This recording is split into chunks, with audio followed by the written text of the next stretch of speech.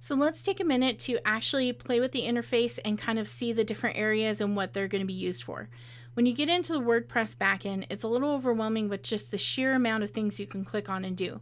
And the thing about WordPress is it's great because you can really expand it to no end, and there's tons of stuff we can add into it, plugins, we can add a shop, all this other kind of stuff. But when you have that much flexibility and that much control, it just means it's a little bit harder because all the pieces are kind of separated in WordPress to different places. So let me go ahead and just go through everything you see here and tell you what things you're going to want to pay attention to and what things you don't necessarily have to. So as you can see here, we can visit the front end of the site by going here.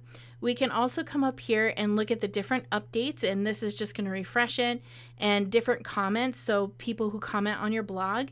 And then we can also come up here to choose a new type of content that you want to create for your site. Then we have some theme options. The theme you're running right now is called the 7, and this was the theme that I purchased and then I customized for you. And so generally you can leave it the way it is right now, but some things might start to fail, like if they haven't been updated in a while. But in my opinion, if it's working, don't update anything. If I need to update it, I can get into your site later, and I try to do that, you know, like every 3 months, every 6 months, I come in and update and just do some maintenance on a site, so don't worry about that kind of stuff. You might see some kind of like, see how it says receive automatic updates. You don't have to worry about that kind of stuff. So Updraft Plus is just your backup, and then icons bar, those are, you don't have to pay attention to that either. So as we come over here, we have different options for the theme. So when you come to these different options for the theme, you can kind of just click in there and see what each of these does. So like the theme options, if you wanted to change your branding, like let's say your logo changed later, you can come into the branding section and change what your logo looks like on your site. And you just want to make sure that like this one, this logo, is your regular logo, and the high definition logo should be twice the size. So because this is 250 pixels wide, then this one should be 500 pixels wide, which you can see in my file names that I saved them here. Then this also includes what kind of padding, you know, what kind of spacing you have on your logo.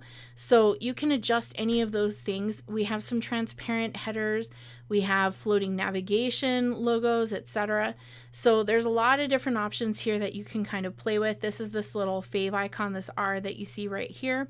So if you ever wanted to change any of those, you can come in here, and there's a lot of different things. You can change the colors, what the font for all the headings are, but just make sure that you've backed up your site before you do any of this. In order to back up your site, you're going to want to go to plugins and just go to installed plugins. So plugins are little programs that we can install into your site, and each little plugin does different things. So if we come down here, you have this Updraft Plus backup and restore, and we can go to settings. And this is the particular plugin that I install on every site that creates backups. So as you can see, the last backup job was run today, April 10th, and you can download it or restore it, whatever you want to do. If you want to back up now, you just press this button and it'll start running the backup here, and just give it, you know, an hour to run that backup. And it shouldn't actually take an hour. It may take like 10 minutes, but if it kind of looks stuck, don't click away, don't freak out about it, just let it do its thing. So as we're looking over here a little bit more, posts are your blog post. So anything that's in your blog, it's kind of like the news area on your site. Let's look at the site. I like to have the site open, the front end on one tab and the back end on another. So the blog posts are these latest news items. Or we can come up here and go to I can't remember where our blog posts are. It's gotta be who we are. Latest news. Oh yeah, I forgot that's what we called latest news. So if we go to latest news, these are all the blog posts. So as you can see, each blog post has a title, it has the date it was posted, a little bit of a blurb about it, and then details to read the whole thing. So if we come over here, media, this is all of your documents, your images, your video, your audio, whatever you needed to upload to the site that you can link to and put into a post. Pages are actual pages on the site, so it's different from the blog post. Any of these are pages. So you can go there and kind of see, okay, I want to change the shelter page. You're going to look for the name shelter and pages, and then come in here and be able to edit it. Comments are when people leave comments on posts. Now, a lot of these are spam, so I'm going to click on these because I know these two things are spam, and I will come in here and move them to trash. So they're going to move to trash, and there we go. All right. So the contact form is just the contact form for your site. If you want to go in there, you can go in and click on each thing and click on each tab and see the different settings. So if you wanted it to go to like info@gmail or whatever you wanted, whatever email you wanted this to go to, you could definitely do that, change that here. Testimonials, you don't have any testimonials on your site, but if you ever did want to have a testimonial, you could add them here. If you wanted to create a team page and you wanted to put members of each of your team, and so these three things you're probably not going to really use that much, but if you ever did, you could come in here and create a unique page that features those types of content. So we don't have any photo albums or slideshows, even though we do have slideshows. It's not kind of listed here.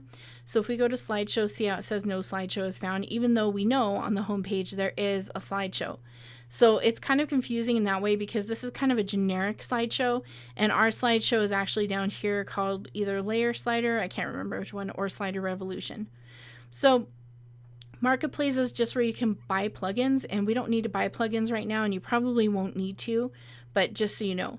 Appearance, this is where we can come and look at the themes that you can add, and there are a ton of themes out there that you can buy or you can download for free. So these are unused themes right now. This is the theme that you are using. It's called the 7, and you can click on here to get details. You can customize it, etc.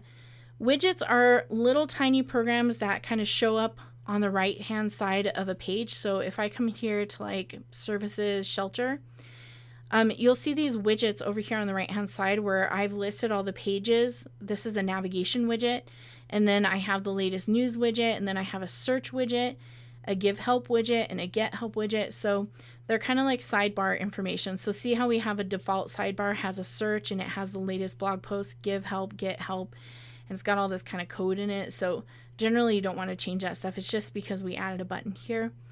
And we have our default footer services sidebar. That's a special widget on that particular page, who we are sidebar, and then the get involved sidebar. So these ones have the basics of the default sidebar, but they also have that kind of custom menu where they have this sub menu of whatever was in here. Okay, and we can add a lot of stuff to our sidebars. You can add a calendar if you want to.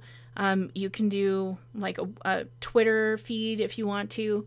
You can put all kinds of different stuff in there. So menus, this is where you're going to go for your actual top level menu. And when I do a tutorial video on how to add a page, this is where you're going to come to go. So right now we are in a who we are submenu. If we wanted to do the main menu on the left, so main menu, menu split left, it's these three items right here. So as you can see, about us, latest news and future goal. Oops. No, that's not right. Select. Yes. Okay. So I selected the main menu. Now you can see home, education, and services. And then if I were to click main menu on the right and select that, we could see all these three pieces of information. You can see the submenu items here. So let's see, the plugins are, we've already seen that. That's where you can install plugins or you can update plugins. Generally, you don't need to do that.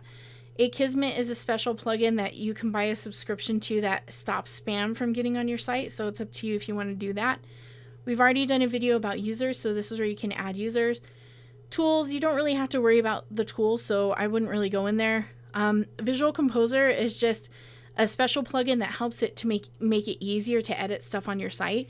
So these are just the settings for that particular plugin. And again, you probably won't need to mess with that either. So these are just general site settings. So if I click on these site settings, this is like where you can change it from military time to regular time. You can change the date format. You can put the email address of the admin. So this is where I usually have my email address. You don't want to change this. So if you ever wanted it to be called, instead of Rising Up Morgan County, just Rising Up, this is where you would come, and if you wanted to change your tagline, etc. And let's see, writing. So when you're doing blog posts, you can come in here and you can say that you can create a category for your post, and we'll talk about that when you learn how to create blog posts, and you can make each one automatically go into a specific category. So, you know, these are just nice to know about. So I would click through each of these and kind of see what you can do in here, but in general, you're probably not going to mess with that. Go pricing, you don't have to worry about because you're not really selling anything on your site. And then layer slider, I believe is a type of slideshow that we're not using. I think we're using Slider Revolution. Yes. So you don't have to worry about this one because this is not the actual slideshow that you're using. Recent tweets is if you wanted to have your Twitter account on here, which I don't think you do. So you could change that if you wanted to. So I wouldn't pay attention to that either. Slider Revolution is where you're going to come and change that homepage slideshow. So I know this is a really long video and you're probably not going to watch this more than once, but I just wanted to give you an idea of what to pay attention to and what not to pay attention to. In general, you're probably going to mess with the posts. To do blog posts, you're going to go to pages to edit your pages, and you might come to the theme options just to change a couple of things with your theme if you want to change colors, and you'll probably go to Slider Revolution to change your homepage slider. But those are probably the majority of the places that you're going to go the majority of the time. Any other thing that happens, or you want to do something new and you're not sure how to do it, then make sure to email me and I'll be happy to help you out.